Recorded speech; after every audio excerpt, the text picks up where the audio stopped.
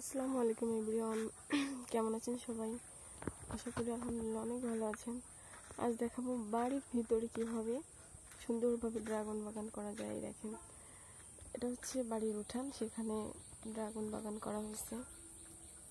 কি সুন্দর ফল ধরছে, এটা হচ্ছে ফুল, আর এই যে হচ্ছে ফল আসছে।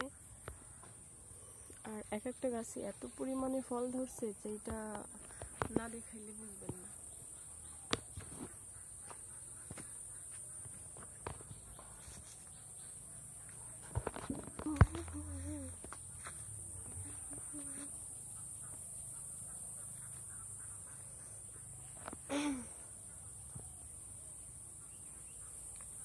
ড্রাগন চাষ করতে সেরকম কোনো সার ঔষধের প্রয়োজন হয় না।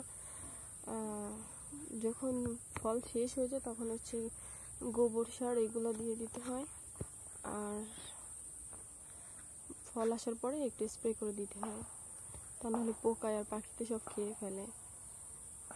এই দেখেন, এই যে হচ্ছে বাড়ি, ওই যে ঘর, আর এই যে উঠোন। এই উঠোনে কত সুন্দরভাবে উঠানের ভিতরে এই যে ড্রাগন চাষ করছে, এবং ড্রাগনের নিচে এই যে ফাঁকা, এখানে আবার এই যে বাগানাজ গাছ, তারপরে সুপারি গাছ, কচু গাছ, বিভিন্ন রকমের গাছ লাগানো আছে।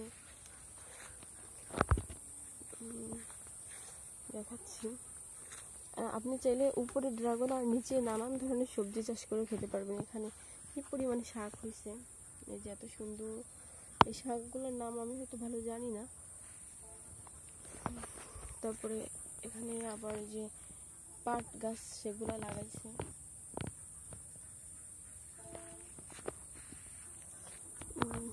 ড্রাগন চাষ করে অধিক মাত্রায় লাভবান হওয়া যায়, এটা হচ্ছে সবচেয়ে ভালো সুযোগ।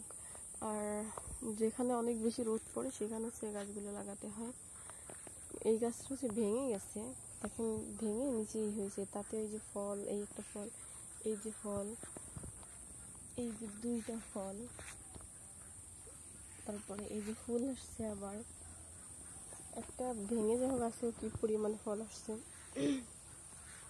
আর এখানে এর নিচে ছোট ছোট করে বাগানাজ গাছগুলো লাগাই দেওয়া হয়েছে।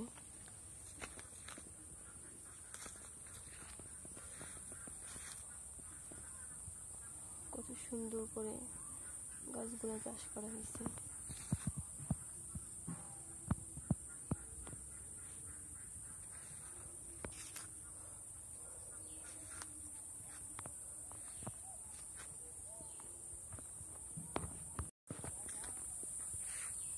ফোনে টাকা নেই কেন? আমার সাথে কথা কবেন?